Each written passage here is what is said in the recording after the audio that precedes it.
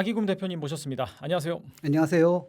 네, 또 대표님 모시고 여러분들이 궁금해하시는 이 부동산뿐만 아니라 또 재테크 관련해서 알아보겠는데 네네. 또 때마침 좋은 서적을 출간해 주셨습니다. 이 네. 아기곰의 재테크 불변의 법칙. 네. 과연 어떻게 우리가 또 법칙을 세우고 투자를 해야지 잃지 않는 투자를 해야 될지 네. 알아보도록 하겠습니다. 네. 먼저 이 부동산 관련해서 좀 질문을 드려볼까 하는데 네. 5월 10일 이 다주택자 양도세 중과가 제기되던 첫날 네네. 공인중개사에서는 매물이 없어서 뭐 영업을 안 했을 정도다 그런 얘기가 들리더라고요. 네네. 현장에서 보시기에 이 매물 잠김 현상 얼마나 심각한지 말씀해 주시겠어요? 매물이 이제 급속히 줄어들었죠. 지금 현재 보면은 오늘 연초까지만 하더라도 한 6만 채가 안 됐거든요. 그러니까 서울입니다. 이거는 네. 서울의 이제 규제 지역이 25개가 다 규제가 묶였기 때문에 뭐 6만 채가 채 안 됐는데 그다음에 이제 1월 23일 날 이제 대통령께서 다주택자 이제 중과 배제를 이제 안 해주겠다. 그래서 중과를 하겠다. 양도세 중과를 하겠다고 선언한 이후에 그다음에 이제 매물이 조금 좀 늘어났습니다. 거기서 두 가지 의미가 있는데 하나는 뭐냐면은 다주택자들 큰일 났다. 빨리 집을 팔아야 된다는 사람도 있을 거고 또 하나는 뭐냐면 다주택자가 팔게 하기 위해서 토지를 한시적으로 약간 완화를 시켜줬죠. 그러니까 전세가 껴있는 매물도 팔 수 있게 조치를 했기 때문에 매물이 쭉 나왔습니다. 그 매물이 쭉 나오다가 3월 21일 날 이게 이제 8만 채 이상까지 갔다가 지금은 조금 줄어들어 가지고 지금은 이제 7만 채가 채 안 되거든요. 6만 채 이제 중간 정도로 지금 이제 떨어지고 있습니다. 쭉 보시면 이제 5월 9일 날 마지막으로 팔기 위해서 반짝하다가 그다음에 5월 10일부터 급속히 이제 줄어드는 걸 알 수가 있어요. 이렇게 매물이 주는 이유는 뭐냐면 다주택자 같은 경우는 이제 팔 수가 없는 거거든요. 최소한 이제 서울에서는 양도세 중과가 되기 때문에 양도세 중과가 그냥 기존에 냈던 세금에서 20% 또는 30%가 더 업이 된다 하더라도 굉장히 큰 건데 그게 아니라 과표의 20에서 30%가 더 세금 낸다는 거니까 기존에 내야 될 세금에서 거의 2배 이상 이렇게 세금이 다 나가거든요. 그렇게 되는 거니까 기존에 팔 분들은 5월 9일 이전에 팔았지 그 이후 분들은 특별히 뭐 팔지 않는 거죠. 팔 이유가 없는 겁니다. 그렇게 되니까 이제 반대로 이제 임대 매물은 조금씩 늘어나고 있어요. 임대 매물이 늘어난다는 건 무슨 뜻이냐면은 그 사람들이 팔지 않은 대신에 버티기로 넘어갔다. 예, 그러니까 어차피 이제 그 동안에 팔려고 임대를 안 줬던 거죠. 그러는 것이 이제 임대 매물다. 임대를 돌리면서 증여하실 분도 이미 다 증여했고, 그다음에 지금은 이제 본인들은 팔고 싶지만 팔 수가 없기 때문에 이제 할 수 없이 버티기로 넘어갔다라고 볼 수가 있습니다. 정부가 장특공제 폐지와 공정시장가의 폐지를 이제 추진 중이라고 하는데 네네. 이렇게 된다면 어차피 집을 팔아도 이 세금 부담이 크니까 차라리 이 똘똘한 한 채를 네. 가지고 있으려는 그런 버티는 집주인도 많아질 것 같습니다. 네. 오히려 이 법안이 매물 잠김과 집값 상승을 더욱 부추길 수 있다라는 지적이 나오는데 어떻게 보시나요?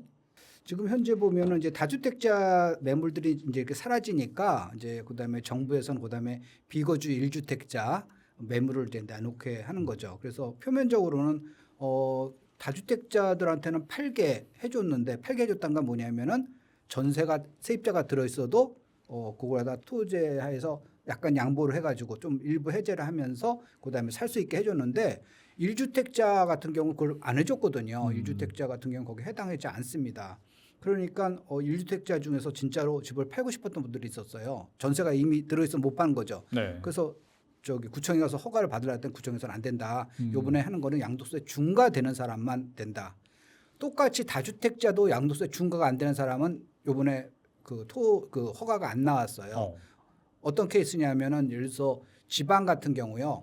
그러니까 지방의 5대 광역시하고 세종시 말고 그 기타 지역 뭐 전라도라든가 경상도라든가 이런 지역에서 기준 시가 3억 원 이하짜리는 이 양도세 중과할 때 제외를 해주거든요. 그럼 내가 지방에 집이 세 채가 있어요. 뭐 예를 들어서 무슨 뭐 홍천에 하나 있고 뭐 춘천에 있고 뭐 하나는 뭐 강릉에 있고 뭐 이렇게 세 채가 있어요. 그다음에 이제 서울에 한 채가 있어요. 근데 이번에 서울에 팔려고 그 사람이 신청을 해서 허가를 안 해줬어요.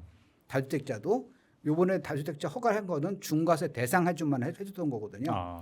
근데 요번에 이제 비거주자 1주택자도 그거에 이제 해당한 거죠. 나 팔고 싶은데 정부에서 토지를 안 받아주네. 거기서 구청에서 접수를 안 해주네. 그러니까 이제 정부에서 중앙정부에서 그래 너희들 팔게 기회를 줄게라는 거예요. 좋게 보면은 그래서 그 매물들이 나올 수 있게 이제 그걸 갖다가 이제 그 하는 거고요.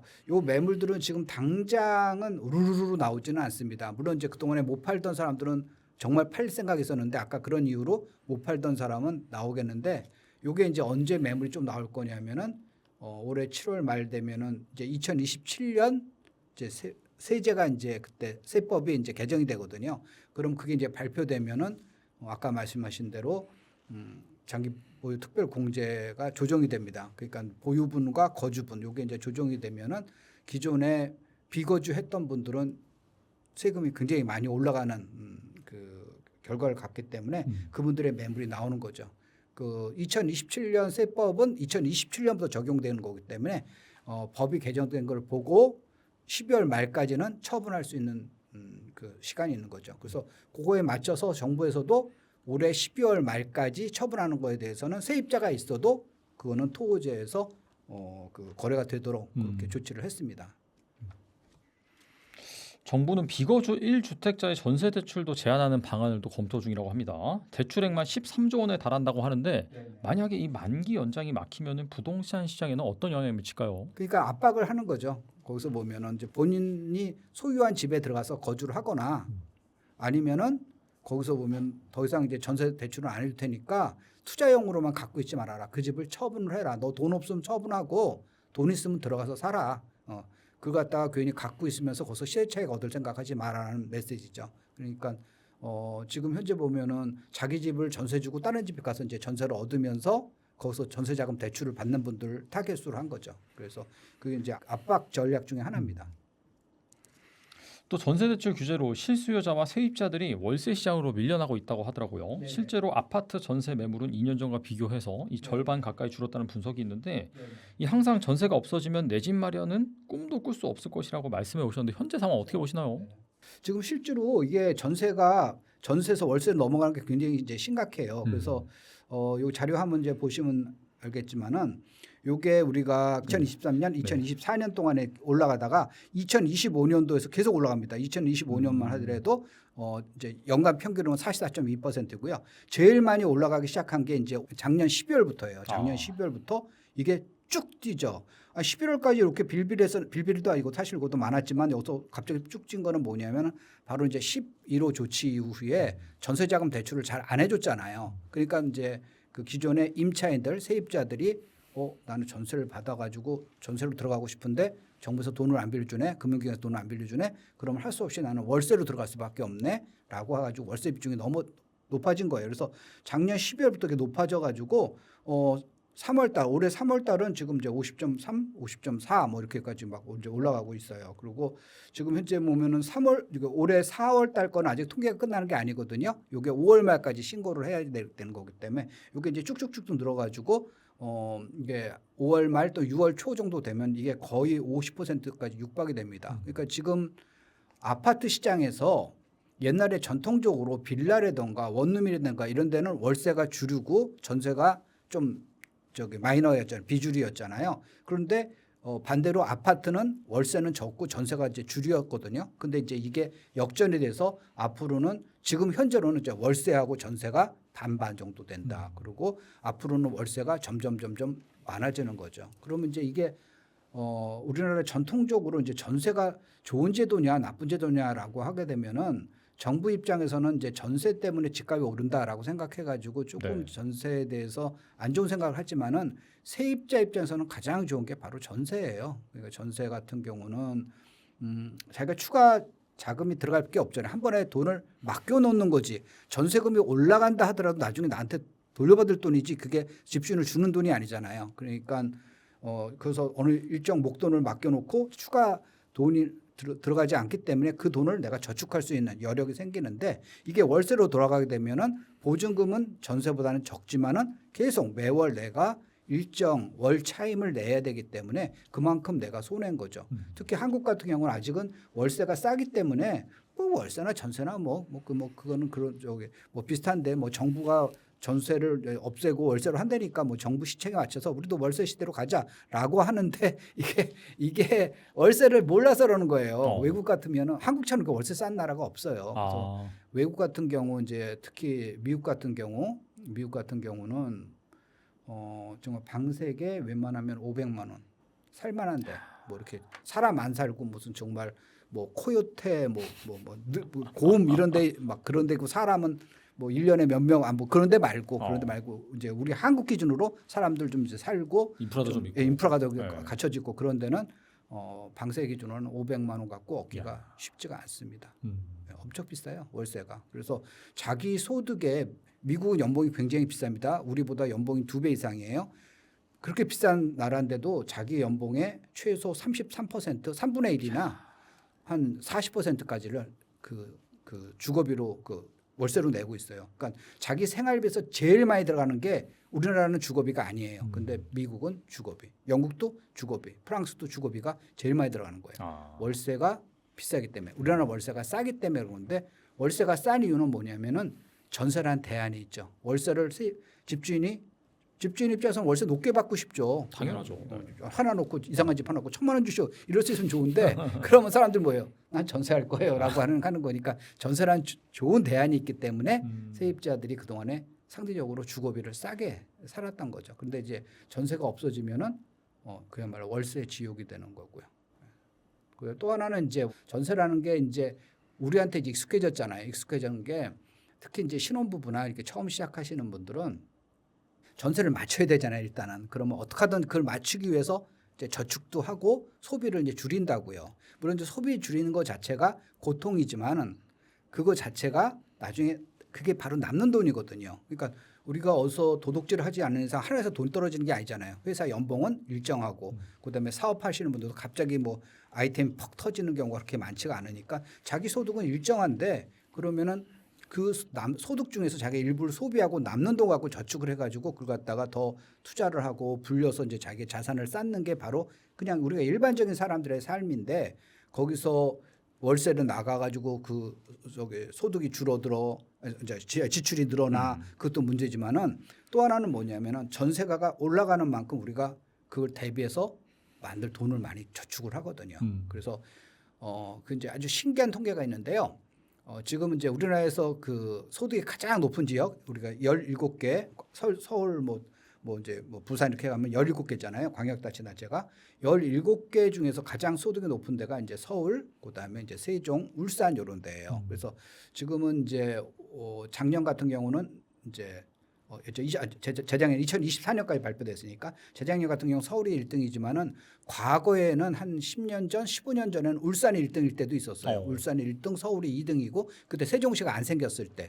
그다음에 세종시 생기면서 요 세 군데가 이제 어떨 때는 어디가 1등 이제 그래서 세 군데가 이제 그 앞뒤로 이제 다투는데 그 이제 울산하고 서울을 비교해 보면은 울산이 서울보다 소득이 더 높았을 때도 있었어요. 그런데 울산에 사시는 분들의 그 평균 자산이 서울에 있는 사람의 평균 자산보다 적어요. 그거는 사람들이 그렇게 되면 당연하지 서울엔 집값이 비싸고 울산 싸니까라고 하는데 유주택자 말고 무주택자. 무주택자만 울산에는 무주택자보다 서울에 있는 유주택자의 평균 자산이 더 많더라. 금융 자산이 더 많다라는 얘기예요. 그 왜 그러냐를 뜯어봤더니만 바로 전세가 울산보다 서울이 더 비싸고 그다음에 전세금 차이가 아니라 그 전세금을 집주인이 얼마 올려줄지 모르잖아요. 그러니까 저축을 열심히 하는 거예요. 그런데 울산은 상대적으로 집값 전세가가 싸고 그다음에 상승폭이 상대적으로 서울보다 적기 때문에 상승률은 비슷하더라도 상승폭이 작는 거죠. 예를 들어서 1억에서 20% 올라가면 2천만 원이지만은 2억에서 20% 올라가면 4천만 원이잖아요. 그러니까 똑같은 비율로 올라가더라도 서울은 원래 기본 베이스가 비싼 지역이었으니까. 그러니까 울산 분들은 그렇게 크게 돈을 많이 저축할 그 간절함이 없는 거예요. 그러니까 거기에 익숙하니까 내가 지금 좋은 직장 다니면서 뭐 현대 자동차를 다니든지 뭐 미포조선을 다니든지 현대중공업 다니든지 좋은 회사 다니면서 거기서 뭐 월급도 잘 나오고 보너스도 잘 나오고 그런데 특별히 뭐 돈을 갖다가 그렇게 많이 모을 필요는 없고 적당히만 모으고 나머지는 뭐 좀 자기가 뭐 인간답게 또는 자기의 삶의 질을 위해서 많이 쓰겠다라고 했던 거예요. 그 울산 분들은. 그러니까 주위에 그 위기감을 못 느꼈다는 거죠. 근데 서울에 사시는 분들은 그렇게 썼다가는 다음에 그 내가 더 안 좋은 집, 더 낡은 집, 더 작은 집으로 이사를 가야 된다는 걸 자기 위기감이 있기 때문에 여보 요번에 코트 하나 새로 살까? 미안하지만 우리 우선 일단 저축부터 하고 그다음에 우리가 좀 나중에 내 집 마련한 다음부터 좀 합시다 이렇게 해가지고 자꾸만 소비를 이제 줄이면서 저축을 하는 거죠. 그게 바로 이제 강제 저축 효과라고 그러는데 전세가 그런 효과가 있어요. 그래서 그게 100% 그것 때문에 그런 건 아니지만 우리나라 사람하고 미국 사람하고 하게 되면 아까 소득이 미국이 우리보다 2배 이상 그 비싸다 그랬잖아요. 국민 소득도 2배 이상이고 실제로 체감으로 가보면은 미국은 뭐 억대 연봉이 기본이 억대 연봉이죠. 뭐 거기서 억대 연봉 해봤자 그 저기 뭐야 한 7만 달러 정도 받으면 억대가 넘어가는 거니까요. 기본은 뭐 대학교를 나오면 그 정도는 이제 억대 연봉인데, 근데 체감적으로도 우리보다 한 2배 정도 더 많이 벌고 그다음에 실제로 통계적으로도 우리보다 국민 소득이 2배 이상 많습니다. 그런데 미국 사람들하고 우리나라 사람들을 비교해 보면요, 우리나라 사람들이 자산이 더 많아요. 미국 사람들 돈 없어요. 예, 자산이 정말 미국 사람들 보면 정말 불쌍할 정도예요. 우리나라가 정말 비웃을 정도로 아니 돈 저렇게 없어라고 하는 것만큼 자산은 우리가 많은 이유는 뭐냐면 우리는 열심히 저축하는 거예요. 저축하는 이유가 뭐냐면은 그게 아이러니죠. 미래가 불안하기 때문에 저축을 한 거고 미국은 반대로 안정된 사회이기 때문에 그렇게 저축을 안 해도 돼요. 내가 나이가 70일 때도 아무 때나 자기가 원하면 취직할 수가 있는 나라가 미국이에요. 일자리가 널렸기 때문에. 네. 그래서 그거랑 큰 차이예요. 거기서. 그래서 저축이라는 측면에서 강제 저축이라는 측면에서 전세가 굉장히 중요한데 그게 이제 깨지고 있다는 거죠. 네.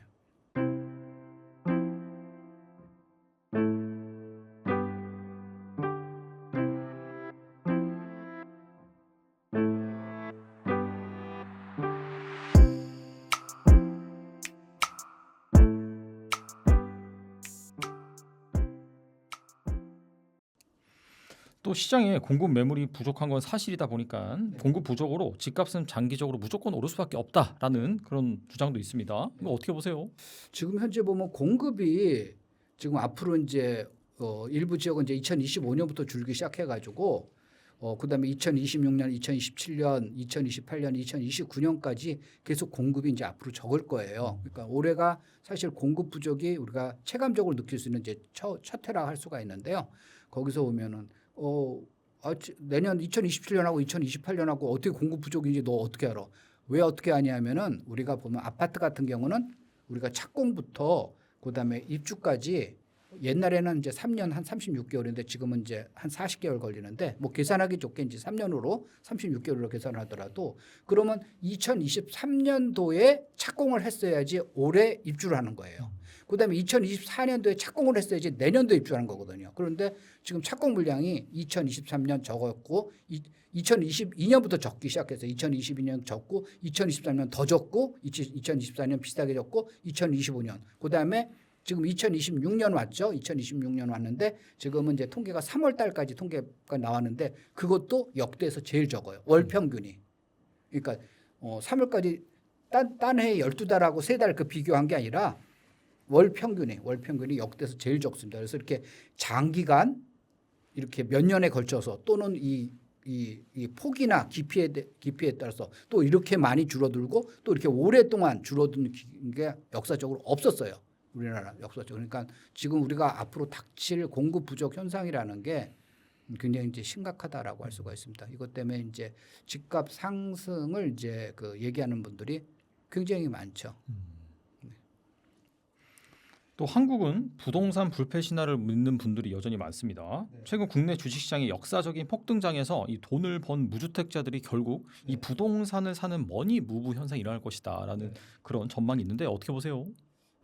지난주에 이제 한국은행에서 그 흥미로운 레포트가 나왔죠. 그래서 이제 우리나라 사람들이 돈을 벌게 되면은 다른 선진국에 비해서 소비로 이어지는 게 그러니까 부의 효과가 한 3분의 1밖에 안 된다. 그러니까 외국 같은 경우는 한 4%대 번 거의 한 4%대를 그냥 소비로 쓰는데 근데 그 가전제품을 또 산다든가 뭐 식사를 한다든가 이런 식으로 하는데 우리는 1%대에 그치고 있다라는 이제 재미난 통계가 나오거든요. 그리고 그렇게 된 이유는 뭐냐면은 두 가지를 이제 얘기를 하는데 한국은행에서 우리나라에서는 그 주식에 대한 소득을 영구적인 소득으로 보지 않고 그러니까 그게 계속 올해도 남았으면 내년도 남을 거라고 생각하지 않고 이거는 요번에 일시적으로 끝날 수도 있다라는 위기감을 하기 때문에 사람들이 다 쓰지 않고 그러다가 저축을 한다라는 이제 그런 측면이 있고 그다음에 이제 우리가 또 하나는 뭐냐면 과거처럼 이렇게 미국은 계속 꾸준히 올랐죠. 우리가 반짝 오르고 뭐 그렇게 변동성이 하는 크죠. 거니까. 네, 우리나라는. 그래서 또 하나는 이제 그러니까 두 번째는 뭐냐면 주식 시장의 구조적인 문제 때문에 이제 좀 그렇게 본다라고 하는데 거기서 또 흥미로운 이제 데이터를 하나 나오는데 그러면 그 사람들이 한국 사람들이 그렇게 그럼 소비를 안 하면 남의 돈 갖고 뭐 하느냐 그랬더니만 그 주식으로 번 돈의 70%가 부동산 시장으로 흘러 들어가고 있다라고 이제 한국은행에서 발표를 한 거예요. 그래서 과거에서 보면은 이제 비트코인이나 그다음에 뭐 주식이나 또는 뭐 서학 저 외국 주식이나 또는 뭐 한국 주식이나 상관없이 그게 어느 정도 벌게 되면은 자연스럽게 부동산으로 가는데 그게 왜 그러냐면 이제 사람들이 안정적인 심리 효과 때문에 그러거든요. 그래서 주식의 장점이나 단점이 뭐냐면은 변동성이 너무 크다는 거예요. 그러니까 내가 돈 1,000만 원 갖고 있어 또는 500만 원 갖고 있어 이거 갖고 뭐 집을 살 수 있는 게 아니잖아요. 뭐 할 수 있는 게 아니잖아요. 그러면 차라리 뭐 1,000만 원은 있어도 되고 없어도 되는 거니까 내가 한번 여기다가 한번 배팅을 한번 해보자. 그래서 1,000만 원 투자해가지고 한 5천만 원을 만들어 보자. 이런 식으로 이제 굉장히 공격적인 이제 투자를 할 수 있는 게 바로 주식 시장이잖아요. 그러니까 이제 그런 식으로 하는데 이 사람이 만약에 한 50억을 자산이 됐어. 또는 100억이 됐어. 100억이 되면은 100억 갖고 쫀쫀하게 내가 뭐래? 그냥 100억을 갖다가 해가지고 그냥 제로가 되든지 200억이 되든지 이렇게 할 사람은 없어요. 없죠. 네. 네. 거기서 뭐 100억 이 정도면 나 이거 갖고 안 해도 돼. 먹고 사는데 충분히 사는데 내가 뭐하러 거기서 모험을 해? 이거 갖고 나 자식들하고 우리 가족들하고 행복하게 살 수가 있는데 그러는 거니까 이게 점점 돈이 많아지면 사람들이 보수적으로 돼버리는 거예요. 그러니까 돈이 적으면 시드머니가 적으면 굉장히 공격적인 투자를 할 수가 있는데 그렇게 되니까 자연스럽게 이제 자기의 자산이 커지고 그다음에 주식시장에서 이제 수익이 커지면은 이제 머니 무브 현상이 벌어지죠. 그런데 지금 당장은 아니에요. 지금 당장 왜 아니냐면 지금 오르고 있잖아요. 오르고 있으면 사람들은 심리 얻으냐면은 그래 내가 이제 너 알겠어 무슨 얘기인지 알고 나도 그거에 대해 네가 얘기하는 거에 동감해. 근데 지금은 아니야. 왜? 지금 빼게 되면 앞으로 지금 자기가 생각하기에 본인이 생각하기에 한 20%는 더 오를 것 같은데 지금 빼게 되면은 부동산이 갑자기 20% 오르는 건 아니잖아요. 주식은 변동성이 약간 많다고 그러니까 20% 오를 수도 있고 뭐 50% 오를 수가 있는데 본인 생각에 20%더 오를 때 팔아야지 왜 지금 쌀 때 파냐라고 생각하는 거니까 머니 무브 현상이 그동안에 많이 올랐다고 일어나는 게 아니라 어느 정점을 찍은 순간부터 그다음에 사람들이 돈을 빼기 시작해가지고 보다 안전자산으로 이제 옮기는 이제 현상이 벌어집니다. 또 6월 지방선거 얼마 남지 않았습니다. 네. 정부도 이 시점에 강력한 정책 드라이브를 또 걸 가능성이 있는데 어떤 대책이 나오게 될까요? 기본적으로 이제 그 선거 전에는 이제 특별한 거는 하지 않을 거예요. 지금 현재 매물이 나올 수 있게 비거주 1주택자 이런 것들은 하겠지만 매물을 출회하기 위한 이제 정책을 하겠지만은 본격적으로 이게 시장 자체를 흔들게 되면은 굉장히 리스크가 크잖아요. 그다음에 정책 당국자들이 괜히 말 잘못하거나 또 잘못하게 되면은 굉장히 그게 선거에서 악영향을 미칠 수 있게 이번에도 청와대에서 조금 이제 말 실수를 해가지고 그 삼성전자나 하이닉스 초과 배당 초과 수익 배당 초과에다가 배당이라는 용어를 쓰고 네. 그러니까 이거는 뭐야 그냥 뭐 그 나중에 뭐 대통령께서 이제 그거에 해명을 했지만은 사람들이 처음에 그 순화되지 않은 용어를 딱 썼을 때 이거 뭐야 이거는 왜 그 기업에서 열심히 해가지고 이익을 거둔 걸 갖다가 일정 수준 이상의 이익이라는 건 허용을 안 한다는 건가 무슨 제초안처럼 거기서 그걸 걷어가지고 갖다 무조건 한다는 건가 이렇게 이제 생각을 해버리기 때문에 이제 그런 거에 굉장히 조심을 해야 되거든요. 그래서 정부 입장에서도 보면 정부나 여당이나 입장에서 보면은 그 전에 뭐 쇼킹한 이런 정책은 선거 전에는 나올 것 같지 않습니다. 그 다주택자의 단기 매물이 더 쏟아질 것이라는 시장의 전망과 달리 이 서울 아파트 매물 수는 조금씩 감소하는 추세입니다. 지금이라도 집을 사야 하나 조급한 무주택자들은 어떻게 해야 될까요? 집을 사는 게 좋죠. 집을 사는 게 좋은 게 아니라 그 집이라는 거는 가장 본인이 준비됐을 때 그러니까 어느 시점에 내가 탁 해가지고 계속 기다리다가 어느 시점에 몇 월 며칠부터 사면 좋다 이런 거는 없어요. 거기서 보면은 매물이라는 게 그 좋은 매물이라는 게 예를 들어서 제가 이제 앞으로는 공급 부족이라서 집값이 오를 것 같습니다. 그다음에 또는 아까 같이 1주택자 비거주 1주택자에 대해서 정부에서 압박을 하는 거니까 올해 7월 말 이후에는 세제 개편이 일어나면서 세금을 피하려는 매물이 나올 것 같습니다라고 말씀드려도 그거는 일반론이지 내가 원하는 아파트에 내가 원하는 시기에 내가 원하는 가격에 나온다는 보장이 없잖아요. 그때는 안 나올 수도 있단 말이에요. 저거 아기금 저번에 유튜브 나와가지고 그때는 매물이 나올 것 같은데 안 나왔거든. 내가 살려는데 안 나왔거든. 근데 그럴 수도 있어요. 근데 쓰는 거니까 본인이 준비됐을 시점에 사는 게 가장 좋은데 그래도 떨어지면은 손해 아닙니까? 좀 싸질 때 사면 되지 않습니까? 그런데 이제 거기서 여러 가지 변수를 좀 봐야 되는데 앞으로 크게 이제 올해 하반기 그다음에 하반기뿐만 아니라 이제 내년 이후에 크게 영향을 끼칠 것들이 아까 이제 공급 부족이 이건 역대급 공급 부족이다. 이게 뭐 잠깐 스쳐가는 게 아니고 역대급 공급 부족이라는 게 아직까지도 정부에서 해법을 찾지 못했어요. 공급에 대해서. 공급이라는 건 시장의 매물을 늘리는 거는 그거는 공급이 아니죠. 그건 공급이 아니고 그거는 전체 주택 수가 1,100개라 그러면 100개 중에서 너가 너 2개 가졌니? 그거 하나는 내줘라. 이제 그거 하는 거지. 진짜 공급이라는 건 주택 수가 100개에서 120개, 130개 이렇게 늘어나는 게 공급인데 그거에 대해서는 지금 현재 보면 정부에서 해법을 찾지 못하고 있거든요. 앞으로 하겠다라는 선언적인 의미만 하는 거지 현재 하는 것도 없고 지금 실제로 착공되는 게 전혀 없고 있으니까 착공되는 물량이 오히려 지금 2025년부터 2026년에 착공하는 물량이 더 줄고 있거든요. 정부가 바뀌었는데 그 전까지는 뭐라 그러냐면 윤석열 정부가 거기 맨날 술만 먹고 사람들은 일 안 했어 막 이런 식의 논리를 펴면서 지금 현재 보면은 이제 무능하기 때문에 못한 거죠. 우리는 유능하기 때문에 했어 이런 논리인데 아니 지금 정권이 바뀐 지 1년이 됐는데 지금도 공부를 못 하고 있거든요. 착공 물량이 더 줄고 있거든요. 과거보다 본인들이 무능하다고 욕한 그 정권보다도 거기서 보면 지금 착공이 더 적게 되고 있는 그런 현상이 벌어지니까 지금 왜 착공을 못 하고 있는지 그 구조적인 문제를 깨지를 못 하고 있는 거예요. 그 깨지 못하고 있는 그걸 해법을 갖다 찾아야 되는데 그걸 갖다가 못 하니까 자꾸만 이제 이제 큰일 났다 이제 이게 집값이 오를까 뻔하니까 그러면은 사람들한테 집을 사지 못하게 사람들이 이제 그걸 알고 막 서로 사다 그러면 큰일 나잖아요. 그러니까 이게 극장에 한쪽에서 연기가 막 나게 되면은 사람들이 연기가 나면은 그게 이제 합선이나 이런 거 하게 되면 그 사람들 조용히 빠져나가면 하나도 안 다쳐요. 근데 사람들이 불이야 그래서 확 몰리면 이제 거기서 정말 사람들이 서로 밟혀서도 큰 사고 나거든요. 그러니까 정부 입장에서 보면 불 났는데 불이라고 하면 안 되는 거예요. 불이라고 하게 되면 사람들이 큰 사고 날까봐 그래서 서로 사람들이 지금 불난 거 아니야, 불난 거 아니니까 이제 천천히 하고 조심스럽게 나가라고 하는 건데. 어떤 사람도 그렇다가 순진하게 믿어가지고 불 안 났대. 그냥 영화 계속 보면 돼. 내가 돈 내고 들어왔는데 영화 끝까지 봐야지. 이거 박지훈이 영화 저기 연기 잘하네. 뭐 그러고 있는 거예요. 그러니까 정부 입장에서도 갑갑한 거죠. 그게 아니라 지금 불이 났어요. 불이 났습니다. 그러니까 그게 공급 부족이고 또 하나는 이제 두 번째는 뭐냐면 돈가치 하락. 돈가치 하락이 굉장히 역대급으로 지금 심하거든요. 그러니까 그런 것 때문에 집값 오르갈 상승성이 높은데.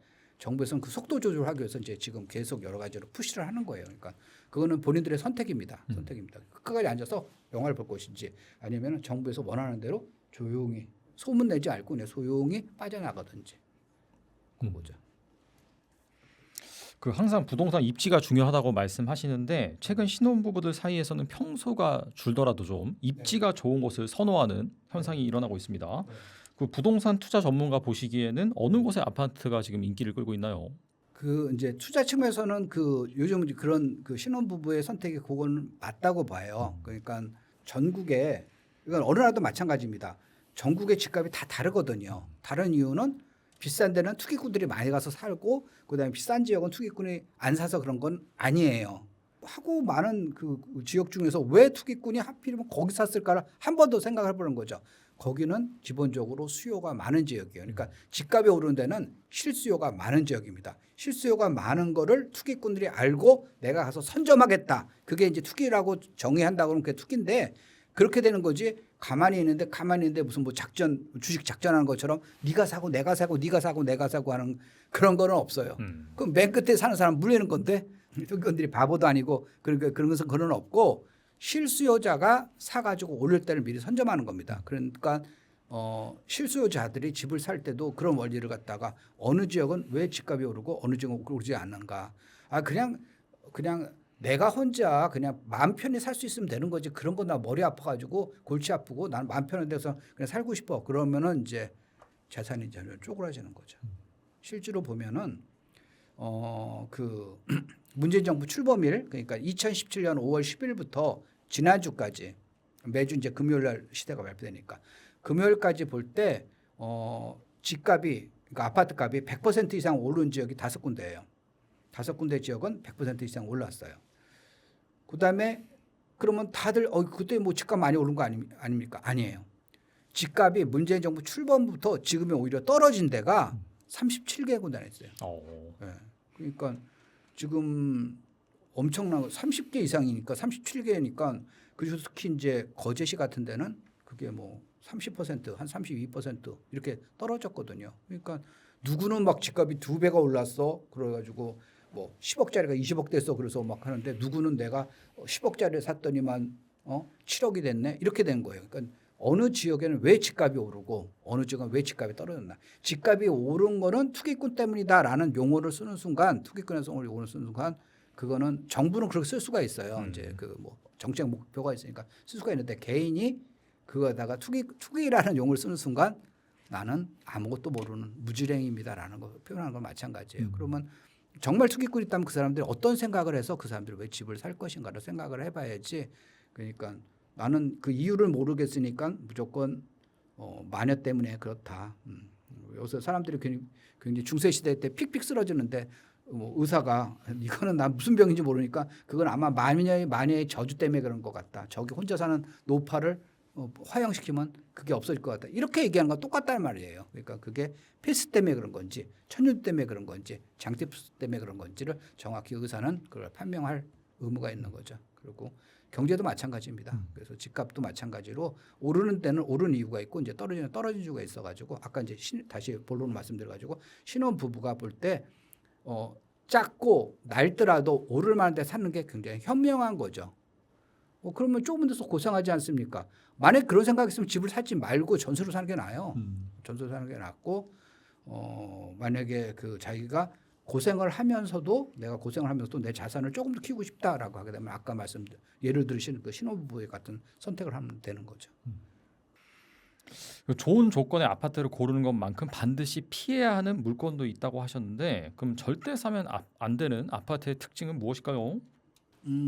이제 지난 몇 년간 이제 우리가 얼죽신이라는 표현을 많이 쓰잖아요. 얼죽신 그렇게 하는데 그게 그러니까 이제 신축이라고 다 그 좋은 게 아니다라는 겁니다. 그래서 입지가 떨어지는 곳의 신축과 입지가 좋은 곳의 구축 중에서 어떤 게 나냐면 아까 입지가 좋은 데가 훨씬 더 좋거든요. 왜 그러냐면은 신축이라는 것도 시간이 가면 점점 낡아가거든요. 근데 입지라는 건 시간이 가면서 점점 나빠지는 게 아니라 점점 강화되는 경향이 있어요. 한번 입지가 굳혀지면은 그 입지를 중심으로 해서 인프라스트럭처가 계속 몰리기 때문에 거기 전철역이 생기고 근처에 사람들이 많이 모이니까 또 백화점이 생기고 그다음에 정말 그 좋은 문화시설. 왜냐하면 똑같은 그 기업이나 또는 정부 입장에서도 보면은 많은 사람들이 이용할 때다가 그런 인프라스트럭처를 하는 게 낫지 사람이 거의 없는데 인프라스트럭처를 깔지는 않지 않습니까? 그러니까 그런 쪽으로 점점 거긴 좋아지는 거예요. 또 그런 지역에서 그런 지역으로 올려놓은 사람이 많으니까 거긴 또 전철도 많이 정부에서 개통을 해주네. 그러면 그런 원리를 모르는 사람들은 정부에서 그 정말 있는 놈들을 위해서 그 좋은 지역만 잠깐만 왜 전철을 개통해 주냐. 그게 아니라 거기 사는 사람을 위해서 그런 게 아니라 다른 쪽에 사는 사람들이 거기 와서 그걸 누리라고 이제 연결을 해주는 거거든요. 그러니까 지금 현재 보면 좋은 데는 점점 좋아지고 안 좋은 데는 점점 그런 기회가 없어지니까 그다음에 나는 처음에 이렇게 안 좋은 데더라도 나는 새 아파트였어 얼죽신이야라고 들어가지만 그런 데는 점점 떨어질 수밖에 없다라는 겁니다. 그래서 새 아파트는 가격이 비싸잖아요. 그러니까 그 가격하고 구축의 낡은 아파트 같은 경우는 입지가 좋은 데는 오히려 싸는 경우도 있으니까 거기서 보면은 집을 고를 때는 우선 그 건물의 상태도 물론 이제 뭐 중요하겠지만 집을 살 때는 첫 번째는 뭐냐면 건물의 상태가 아니라 그 땅이 어디 있는지 그다음에 거기서 사는 주민이 어떤 주민들 그러니까 그 주민들의 민도라든가 교육 수준이라든가 소득 수준이라든가 그래서 어떤 주민들이 주로 그 지역에 사는지 그거를 조사해 가지고 본인이 이제 어느 정도 최소한 평균 이상인 지역으로 가야지 그게 그냥 아파트만 달랑 하나인데 새 거야. 여기인데 이 페인트가 겉에 페인트가 내가 좋아하는 페인트야. 민트색으로 칠했네. 난 민트색 너무 좋아하는데 그거 덜컥 샀다가는 그다음에 정말 퍼렇게 뜨게 되는 거지 인생이. 아 그리고 그 6월 이후 이제 선거 끝나면은 이제 뭐 보유세 온다 이런 말 많이 나오고 뭐 그래서 예, 강남 또 어디고 뭐 잠실 어디 얼마 오른다 막 이런 얘기 많이 나오잖아요. 이런 것들이 뭐 수요 위축이라든지 아파트값 상승에 좀 이렇게 제동을 걸거나 그럴 가능성도 있을까요? 어떻게 보세요? 그 단순히 이제 그 사람들의 소유주를 이제 바꾸는 거예요. 그러면은 거기에 팔면 누군가 살 거잖아. 살 기회가 있는데 그러면 이제 장기적으로 그렇게 보유세를 올리게 되면 어떻게 되냐면 옛날에는 자산이 많은 사람이 그런 지역, 소위 이제 1급지 뭐 또는 인기 지역을 차지했다 그러면 앞으로는 소득이 많은 사람이 그걸 차지를 하는 거죠. 아 이게 매년 내는 세금이 되게 높으니까. 그렇죠. 그러니까 이제 정부에서 그걸 원하는지도 몰라요. 원해서 이제 그런 거예요. 그러니까 이제 쉽게 얘기하면 나이 드신 분들은 좀 빠져나가고 빨리 팔고 나가라. 젊은 이제 돈 소득 많은 사람들이 들어가라. 이제 이런 정부에서 이제 그 목적을 갖고 그게 이제 하는 경향도 있는데 그래서 이제 그 미국 같은 경우도 마찬가지거든요. 이제 미국은 우리보다 이제 세제가 조금 더 이제 더 합리적인데 거기서 보면은 좋은 지역일수록 그러니까 어느 지역이 좋다라고 얘기하면은 고소득 지역자, 고소득자들이 많이 그렇죠. 들어가요. 네네. 그러니까 고자산가가 들어가는 게 아니라 고소득자가 들어가요.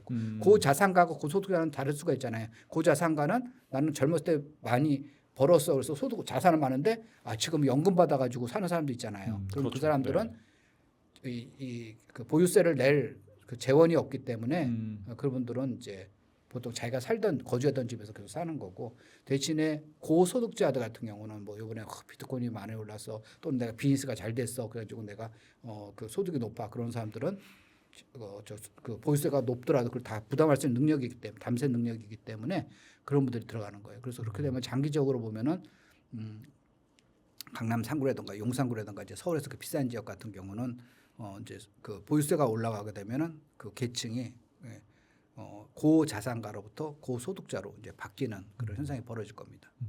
그러니까 그런 약간 과도기 때는 살짝 조정을 받을 수 있지만은 결과적으로는 이제 뭐 잘 사는 사람들이 들어가니까 또 오르겠네요 그러면. 네, 그게 이제 더 사기 어렵다라는 거는 이제 반대로 얘기하게 되면은 하기 어려운 거는 뭐냐면 그게 이제 나중에 보면은 조금은 사회적으로는 안 좋은데 그게 이제 사회적으로 신분제나 지위제로 이제 활용이 되는 거거든요. 그러니까 하기 어렵다라고 하는 거죠. 그러니까 이제 예를 들어서 보면은 명품 중에서 이제 에르메스 같은 데가 그런 전략을 쓰잖아요. 그렇죠. 네. 예, 아무나 안 팔잖아요. 돈 갖고 내가 가지고 문에 쫙 가면 어서 오셨습니까부터 시작해가지고 그 저기 처음 사는 사람한테 잘 안 팔잖아요. 거기서 보면 거기서 초대받은 사람한테 누가 레코멘드 받거나 그런 사람들만 저걸 하는데 그러니까 지금 현재 보면은 어느 지역에 내가 살고 있다는 것 자체로 그 사람이 저 사람은 성공된 삶을 하겠구나 그런 거죠.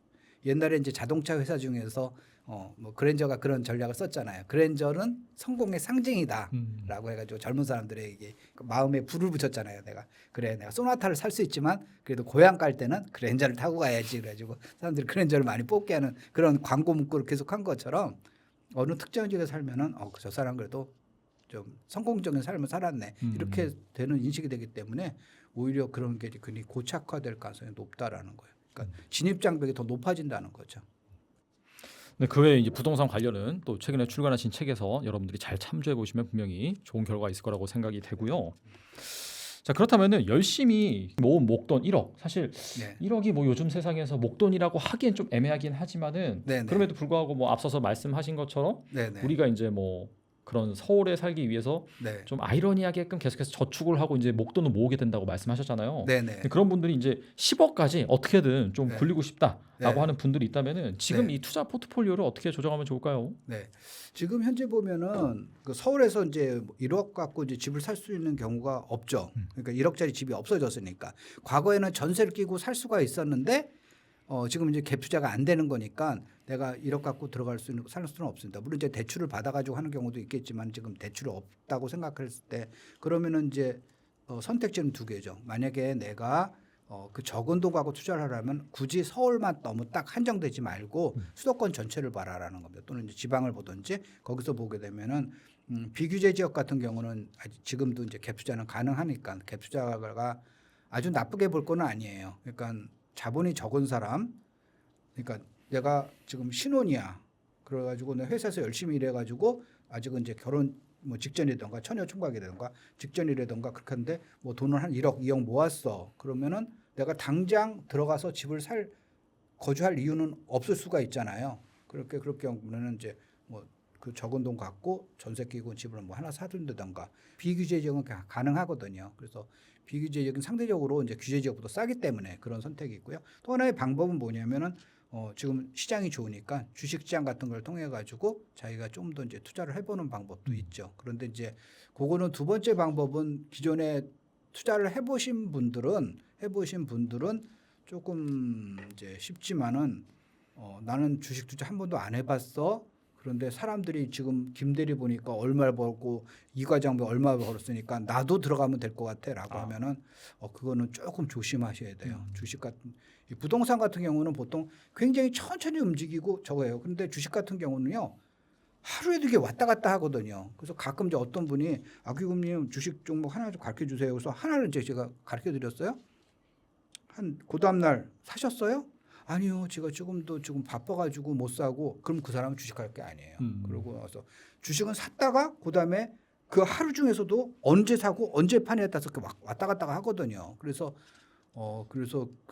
그런 주식은 안 해보셨던 분들은 저는 글쎄요, 좀 이제 연습 삼아가지고 조그만 금액 갖고는 자기가 이제 없어도 된다라는 돈 갖고 그 정도 하는 거는 말리질 않는데.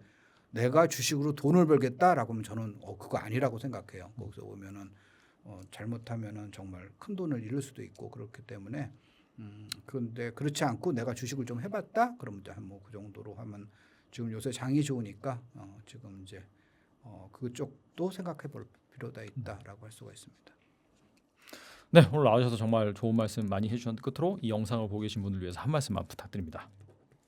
우리가 집을 사던 주식을 사던 보면은 너무 짧게 생각하거나 또 너무 조급하게 생각하면 이제 지는 거예요. 그래서 보면은 결국은 이제 인생에서 최종 승리자는 자기가 원하는 삶의 질을 갖다가 이제 올리면 되는 거니까 그걸 갖다가 너무 어느 순간에 내가 1년 안에 인생을 역전하겠다. 1년 안에 내가 모든 걸 끝내겠다 생각하지 말고요. 작년보다 올해가 좋고 그다음에 지난달보다 이번 달이 좋고 어제보다 오늘이 좋다 그러면 그게 만족하는 거거든요. 문제는 뭐냐면 내가 이렇게 가는 건지 지금 이렇게 가는 건지 이렇게 가고 있는 건지를 자기가 생각하면 되는 거예요. 그래서 내가 뭐 제가 한 책에도 거기 나오지만은 거기서 보면은 이제 뭐 대차 대조표를 써라라고 하는 걸 저는 굉장히 주장을 하거든요. 책에서도 그렇고 강의에서도 그렇고. 그래서 본인이 지금 어느 정도의 수준에 있는지, 그다음에 작년에는 얼마 정도 수준이 있고 지금은 어느 정도 수준이 있는지, 그다음에 그게 계속되면은 미래가 보여요. 이렇게 갔던 사람이 계속 인생을 이렇게 갔던 사람이 이렇게 꺾어지는 경우는 별로 없거든요. 이렇게 가면 이렇게 가는 거예요. 그럼 내가 하는 방향이 맞다. 이렇게 지금 여태까지 살아왔더니만 내 인생이 앞으로 이렇게 될 거다라는 게 보이기 때문에 그러면은 그다음에 이제 마음이 조금 이제 안심이 되고 그다음에 인생이 좀 더 행복해지는 거거든요. 근데 그게 아니면은 내가 어떨 땐 이렇게 됐다가 어떨 땐 이렇게 됐다가 어떨 땐 이렇게 됐다가 내가 지금 앞으로 모르겠어요. 지금 인생이 어떻게 될지 모르겠어요. 이러다가 노후에 혹시 저기 서울역 가가지고 벤치에서 자는 거 아닌가 모르겠어요.라고 하게 되면 좀 막 조급하고 깝깝하거든요. 그러니까 여러분들이 스스로를 잘 평가를 하고 그다음에 너무 조급하지 않고 내가 이렇게 방향만 만들면 되거든요. 그럼 이제 시간의 문제지. 이렇게 되면 좋지만 이렇게 되더라도 좋은 거거든요. 이렇게만 안 되면 되고 더 나쁜 거는 이렇게 되지만 않으면 되는 건데 그걸 또 여러분들이 그런 구조를 만들고 그 티끌 모아 티끌 뭐 그런 얘기 말고요. 너무 부정론 이런 걸 그런 사람한테 심취하지 말고 거기서 오면 여러분들이 모두 행복한 삶을 살기 위해서 열심히 하는 거니까 모두 다 부자 되시고 그다음에 경제적으로 자유로운 삶을 사시기 바라겠습니다. 네, 감사합니다. 네, 또 이렇게 아기곰의 재테크 불변의 법칙 출간하셨는데 단순히 부동산뿐만 아니라 이 재테크에 대한 그리고 또 말씀하신 거 들어보니까 어떻게 인생의 법칙에 대한 내용들도 그렇죠. 다 여기 담겨져 있지 않나 생각이 됩니다. 그래서 보니까 트렌드가 아닌 법칙으로 투자하라. 이게 정말 중요한 그런 문구 같아요. 이게 시장은 항상 변하고 그렇죠. 좋을 때도 있고 안 좋을 때가 있는데 그럴 때일수록 이렇게 법칙을 세우고 여러분들이 투자를 잘 하시면 좋을 것 같습니다. 네, 지금까지 아기곰 대표님 좋은 말씀 감사합니다. 감사합니다.